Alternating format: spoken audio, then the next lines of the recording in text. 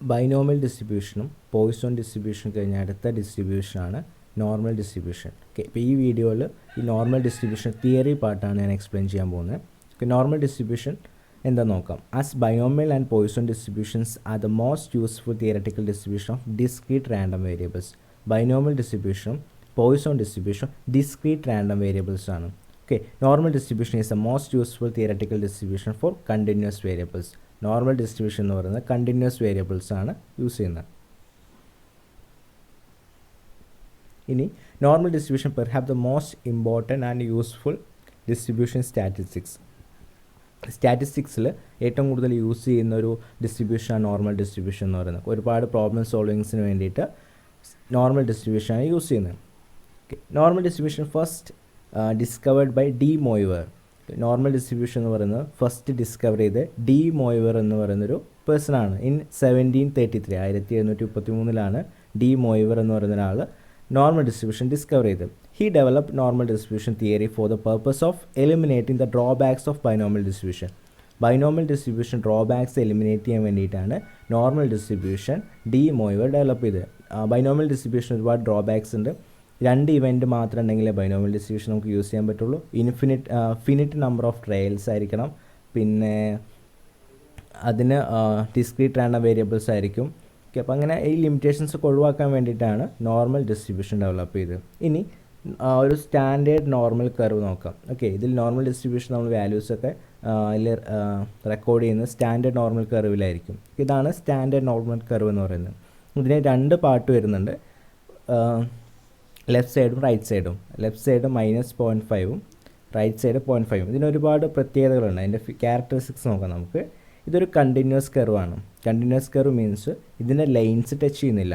ഇവിടെ ഈ ഹൊറിസോണ്ടൽ ലൈനിൽ ഈ കർവിൻ്റെ ഭാഗം ടച്ച് ചെയ്യുന്നില്ല, അത് കണ്ടിന്യൂസ് ആയി പോയിക്കൊണ്ടിരിക്കുകയാണ്. Then it's a bell shaped കർവാണ്. ഇതൊരു ബെൽ ഷേപ്പാണ്. നമുക്ക് ഇമേജ് നോക്കിയാൽ തന്നെ അറിയാൻ പറ്റും ഇതൊരു ബെൽ ഷേപ്പ്ഡ് കർവാണ്. അതേപോലെ തന്നെ സിമെട്രിക് അബൌട്ട് ഇറ്റ്സ് മീൻ. ഇത് സിമെട്രിക് അബൌട്ട് ഇറ്റ്സ് മീൻ ആണ്. ഓക്കെ, മീനിൻ്റെ ഭാഗത്തായിരിക്കും ഇത് ടോപ്പ് ചെയ്തിരിക്കുന്നത്. എന്നിട്ട് അല്ലെങ്കിൽ ഹൈയസ്റ്റ് വരുന്നത് മീനിൻ്റെ ഭാഗത്താണ്. മീനാണ് സെൻറ്ററിൽ വരുന്നത്. ഇപ്പോൾ ഒരു ക്ലാസ്സിൽ നമ്മളൊരു എക്സാം കണ്ടക്ട് ചെയ്യുകയാണെങ്കിൽ കുറച്ച് സ്റ്റുഡൻസിന് ഹയസ്റ്റ് മാർക്ക് ഉണ്ടായിരിക്കും, ഒരു എബവ് 90 മാർക്ക് ഉണ്ടായിരിക്കും. അതേപോലെ തന്നെ കുറച്ച് സ്റ്റുഡൻസിന് ഉണ്ടായിരിക്കുള്ളൂ ഫെയിലായിട്ടുണ്ടാവുള്ളൂ. ഒരു മെജോറിറ്റി സ്റ്റുഡൻസ് കിടക്കുന്നത് ആവറേജ് ഏരിയയിലായിരിക്കും വരുന്നത്. അതാണ് ഈ നോർമൽ ഡിസ്ട്രിബ്യൂഷൻ. ഇപ്പോൾ ഈ 2 സൈഡ് നമ്മൾ നോക്കിക്കഴിഞ്ഞാൽ റൈറ്റ് സൈഡിൽ താഴ്ന്നു വരുന്നത് ചിലപ്പോൾ may be we can assume highest mark score ചെയ്യുന്ന സ്റ്റുഡൻസ് ആയിരിക്കും. ലെഫ്റ്റ് സൈഡിൽ വരുന്നത് ലോവസ്റ്റ് മാർക്ക് സ്കോർ ചെയ്യുന്ന സ്റ്റുഡൻസ് ആണ് ബോട്ടമിൽ വരുന്നത്. പക്ഷേ സെൻറ്ററിൽ ഏറ്റവും കൂടുതൽ ആൾക്കാർ അല്ലെങ്കിൽ ഏറ്റവും കൂടുതൽ ആൾക്കാരുണ്ടാവുന്നത് ഒരു മീൻ അല്ലെങ്കിൽ ഒരു ആവറേജ് മാർക്കായിരിക്കും. അതാണ് ഇവിടെ വരുന്നത്. അതുകൊണ്ടാണ് മീൻ സെൻറ്ററിൽ വരുന്നത്. ഇനി ഇപ്പോൾ ഇതിൻ്റെ പ്രത്യേകതകൾ ഒന്ന് കണ്ടിന്യൂസ് ആണ്, ദെൻ ഇത് ബെൽ ഷേപ്പാണ്, അതേപോലെ തന്നെ സിമെട്രിക് അബൌട്ട് ഇറ്റ്സ് മീൻ. ഇതിൻ്റെ മീനിൻ്റെ ഭാഗത്തായിരിക്കും ഏറ്റവും ഹയസ്റ്റ് ആയിട്ട് നിൽക്കുന്നത്. Then height of normal curve its maximum at the mean. ഉണ്ടോ, ഈ സെൻട്രൽ ലൈനാണ് ഇതിൻ്റെ മീൻ എന്ന് പറയുന്നത്. അപ്പോൾ ഏറ്റവും കൂടുതൽ ഹയസ്റ്റ് വരുന്നത് അതിൻ്റെ മീൻ ഭാഗത്തായിരിക്കും വരുന്നത്. ദെൻ നോർമൽ കർവ് എന്ന് പറയുന്നത് ഒരു യൂണി മോഡലായിരിക്കും. It has only 1 mode. ഇതിനൊരൊറ്റ മോഡ് മാത്രമേ ഉണ്ടായിരിക്കുള്ളൂ. ഇതിൻ്റെ കോഎഫിഷ്യൻ്റ് ഓഫ് സ്ക്യൂനെസ് 0 ആയിരിക്കും വരുന്നത്. വേറൊരു ഇതിൻ്റെ പ്രത്യേകത എന്ന് പറഞ്ഞാൽ ഒരു വാല്യൂസ് പോലും എക്സ് ആക്സിസിൻ്റെ താഴോട്ട് വരില്ല. ഇത് എക്സ് ആക്സിസും ആണ്. ഈ നമ്മൾ -0.5ഉം 0 +0.5 മാർക്ക് ചെയ്ത് എക്സ് ആക്സിസ് ആണ്. അപ്പോൾ അതിൻ്റെ ഒരു വാല്യൂസ് പോലും ഇതിൻ്റെ താഴത്തോട്ട് വരില്ല, കാരണം ഈ കർവ് എക്സ് ആക്സിസിൽ ടച്ച് ചെയ്യുന്നില്ല. പിന്നെ വരുന്ന ഒരു ഫീച്ചറാണ് ഈ ടോട്ടൽ കർവ് എന്ന് പറയുന്നത് 1 അല്ലെങ്കിൽ 100% ആയിരിക്കും വരുന്നത്. ഇതിൻ്റെ 2 സൈഡും 50-50% ആയിരിക്കും വരുന്നത്. ദെൻ ഇത്രയാണ് ഇതിൻ്റെ ഒരു കർവിൻ്റെ പ്രത്യേകത എന്ന് പറയുന്നത്. കണ്ടിന്യൂസ് ആയിരിക്കും, ബെൽ ഷേപ്പ്ഡ് ആണ്, സിമെട്രിക് അബൌട്ട് ഇറ്റ്സ് മീൻ ആണ്. അതേപോലെ തന്നെ ഒരു വാല്യൂസ് പോലും എക്സ് ആക്സിസിൻ്റെ താഴത്തോട്ട് ടച്ച് ചെയ്യുന്നില്ല. ഇത്രയൊക്കെയാണ് ഇതിൻ്റെ പ്രത്യേകത വരുന്നത്. ഇതാണ് ഒരു സ്റ്റാൻഡേർഡ് നോർമൽ കർവ് എന്ന് പറയുന്നത്. ഇനി പ്രോപ്പർട്ടീസ് ഓഫ് അല്ലെങ്കിൽ ക്യാരക്ടറിസ്റ്റിക്സ് ഓഫ് നോർമൽ ഡിസ്ട്രിബ്യൂഷൻ. അപ്പോൾ നമ്മൾ നേരത്തെ പറഞ്ഞത് തന്നെയാണ് പ്രോപ്പർട്ടീസിൽ വരുന്നത്. ഫസ്റ്റ് പ്രോപ്പർട്ടി എന്ന് പറയുന്നത് normal distributions A continuous curve. Continuous curve ആണ്, അതിൻ്റെ ലൈൻ ടച്ച് ചെയ്യുന്നില്ല. Then normal curve is bell shaped ആണ്. ദെൻ സിമെട്രിക് അബൌട്ട് ഇറ്റ്സ് മീൻ ആണ്. Then height of normal curve is maximum at the mean. Then ordinate at the mean divides the whole area into two equal parts, 0.5 both side.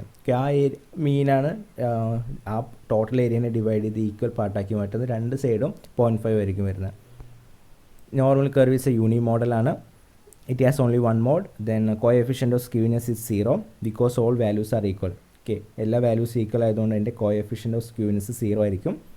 No portion of the curve lies between x axis. ഒരു value പോലും എന്ത് ചെയ്യുന്നില്ല, x ആക്സിസിന് താഴോട്ട് വരുന്നില്ല. കാരണം അത് curve line touch ചെയ്യാതെ കണ്ടിന്യൂസ് ആയി പോയിക്കൊണ്ടിരിക്കുകയാണ്. അങ്ങനെ ടച്ച് ചെയ്ത് താഴത്തോട്ട് വന്നാൽ മാത്രമേ എന്ത് ചെയ്യുള്ളൂ, നമുക്ക് അതിൻ്റെ താഴത്തോട്ട് വാല്യൂസ് വരുള്ളൂ.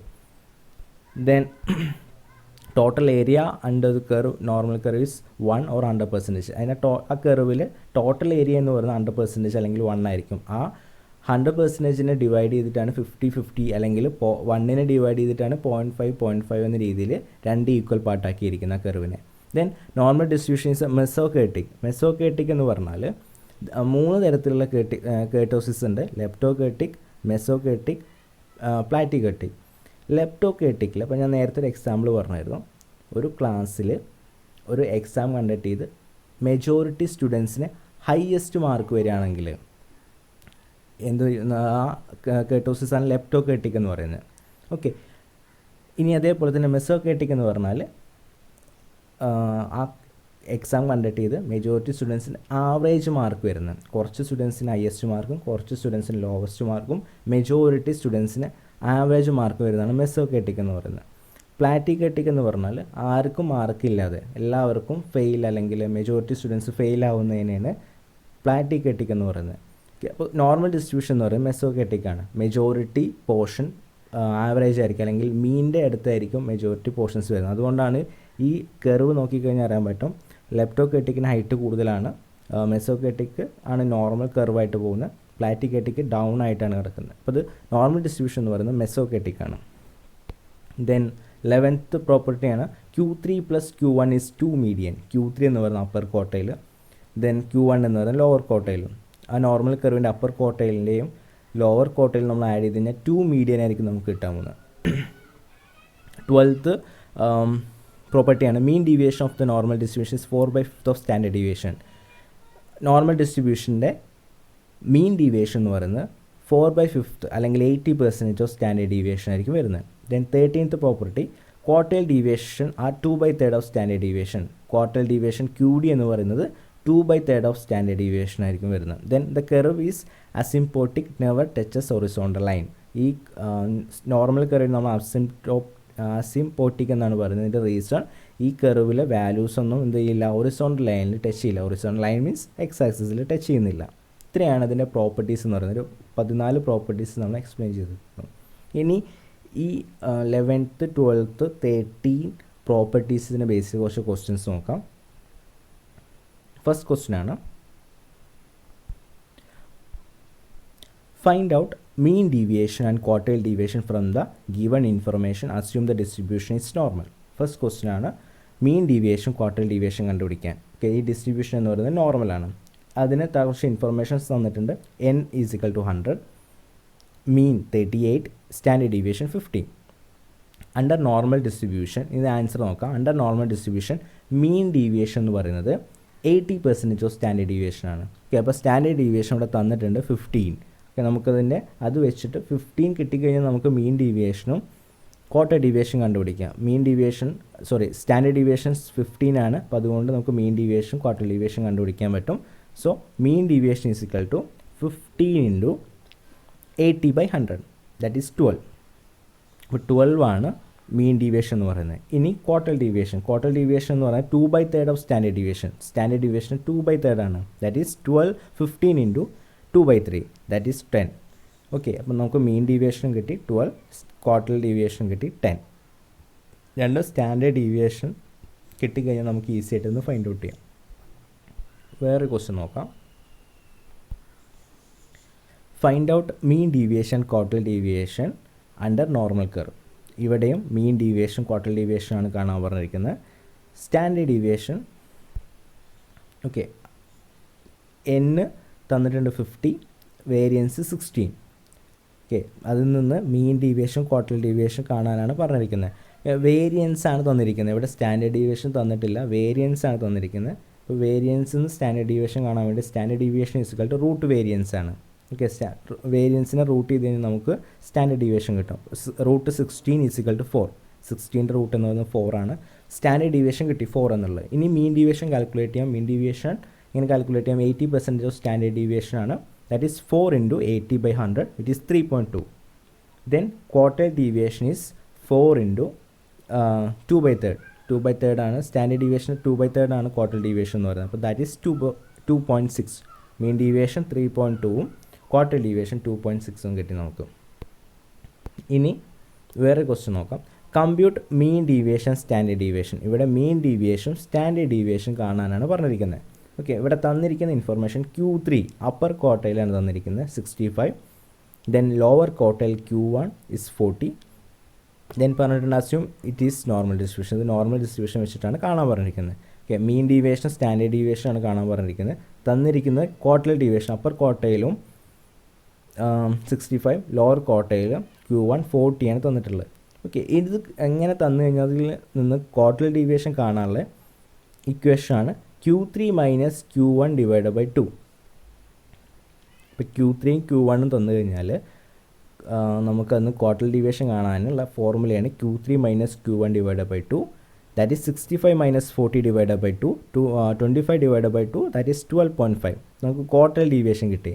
ക്വാർട്ടർ ഡീവിയേഷൻ കിട്ടിക്കഴിഞ്ഞാൽ നമുക്ക് സ്റ്റാൻഡേർഡ് ഡീവിയേഷൻ കണ്ടുപിടിക്കാം. എന്നാൽ സ്റ്റാൻഡേർഡ് ഡീവിയേഷൻ്റെ 2/3 ആണ് ക്വാർട്ടർ ഡീവിയേഷൻ എന്ന് പറയുന്നത്. അപ്പോൾ നേരെ എൻ്റെ റിവേഴ്സ് ചെയ്ത് കഴിഞ്ഞാൽ നമുക്ക് സ്റ്റാൻഡേർഡ് ഡീവിയേഷൻ കിട്ടും. That is 12.5 divide by 2/3. Standard deviation കാണാൻ വേണ്ടിയിട്ട് standard deviation is equal to 12.5 divide by 2/3. That is 12.5 into 3/2. കാരണം 2/3 ആണ് സ്റ്റാൻഡേർഡ് ഡീവിയേഷൻ. അപ്പോൾ അതിൻ്റെ നേരെ റിവേഴ്സ് ചെയ്ത് കഴിഞ്ഞാൽ 3/2 ചെയ്ത് കഴിഞ്ഞാൽ നമുക്ക് അതിൻ്റെ റിവേഴ്സ് കിട്ടും. 12.5 ഇൻറ്റു 3/2 18.75. ക്വാർട്ടർ ഡീവിയേഷൻ 12.5 കിട്ടി. അതേപോലെ തന്നെ അതിൽ നിന്ന് നമ്മൾ സ്റ്റാൻഡേർഡ് ഡീവിയേഷൻ കണ്ടുപിടിച്ചു. That is 18.75. നമുക്ക് 18.75 സ്റ്റാൻഡേർഡ് ഡീവിയേഷൻ കിട്ടിക്കഴിഞ്ഞാൽ പിന്നെ അതിന് മീൻ ഡീവിയേഷൻ കണ്ടുപിടിക്കാം. ഒരു ക്വസ്റ്റ്യൻ ആൻസർ നമ്മൾ ഓൾറെഡി കണ്ടുപിടിച്ചു. സ്റ്റാൻഡേർഡ് ഡീവിയേഷൻ ആയിരുന്നു. സ്റ്റാൻഡേർഡ് ഡീവിയേഷൻ 18.75 കിട്ടി. 18.75 സ്റ്റാൻഡേർഡ് ഡീവിയേഷൻ കിട്ടിക്കഴിഞ്ഞാൽ നമുക്കതിന് ഈസി ആയിട്ട് മീൻ ഡീവിയേഷൻ കണ്ടുപിടിക്കാം. മീൻ ഡീവിയേഷൻ എന്ന് പറഞ്ഞാൽ 80% ഓഫ് സ്റ്റാൻഡേർഡ് ഡീവിയേഷൻ ആണ്. That is 18.75 into 80/100 it is 15. Mean deviation എന്ന് പറയുന്നത് 15 ആണ്. ഇനി importance or uses of normal distribution. Normal distribution uses എന്തൊക്കെ നോക്കാം. The first one, study of normal distribution has a central importance of in statistical analysis because of the following reason. ഈ താഴെ പറയുന്ന reason കൊണ്ടാണ് ഈ നോർമൽ ഡിസ്ട്രിബ്യൂഷൻ ഇത്രയധികം importance statistical ഉണ്ടായത്. Okay, എന്തൊക്കെ നോക്കാം. Selection of distribution depends upon number of items, number of samples. n is below 10 we apply binomial distribution. ഇപ്പോൾ നോർമലി ചെറിയ സാമ്പിൾ വരുന്ന സമയത്താണ് ബൈനോമിയൽ ഡിസ്ട്രിബ്യൂഷൻ നമ്മൾ യൂസ് ചെയ്യാറ്. ഓൾറെഡി നോർമലി ലെസ് ദാൻ 10 ഒക്കെ വരുന്ന സമയത്താണ് ബൈനോമിയൽ ഡിസ്ട്രിബ്യൂഷൻ അപ്ലൈ ചെയ്യാറ്. Then if n is increases up to 1000 we adopt Poisson distribution. Okay, ആ n ഒരു 1000 വരെയൊക്കെ ആണെങ്കിൽ നമുക്ക് Poisson distribution അഡോപ്റ്റ് ചെയ്യാം. Then if n increases more than we apply normal distribution. Okay, അപ്പോൾ വളരെ വലിയ ഡാറ്റാസൊക്കെ വരുന്ന സമയത്താണ് നോർമൽ ഡിസ്ട്രിബ്യൂഷൻ നമ്മൾ അപ്ലൈ ചെയ്യുന്നത്. അതാണ് ഇതിൻ്റെ ഒരു ഇമ്പോർട്ടൻ്റ് പറയുന്നത്. സ്റ്റാറ്റിസ്റ്റിക്സിൽ ചെറിയ ഡാറ്റാസൊക്കെ വളരെ കുറവായിരിക്കും. ഒരുപാട് വരുന്നത് ബിഗ് ഡാറ്റ അല്ലെങ്കിൽ ഒരു ഹ്യൂജ് ഡാറ്റ ആയിരിക്കും വരുന്നത്. ഒരു 10,000 20,000 എന്നൊക്കെ വന്നു കഴിഞ്ഞാൽ നമുക്ക് യൂസ് ചെയ്യാൻ പറ്റുന്ന ഒരു ഡിസ്ട്രിബ്യൂഷനാണ് നോർമൽ ഡിസ്ട്രിബ്യൂഷൻ എന്ന് പറയുന്നത്.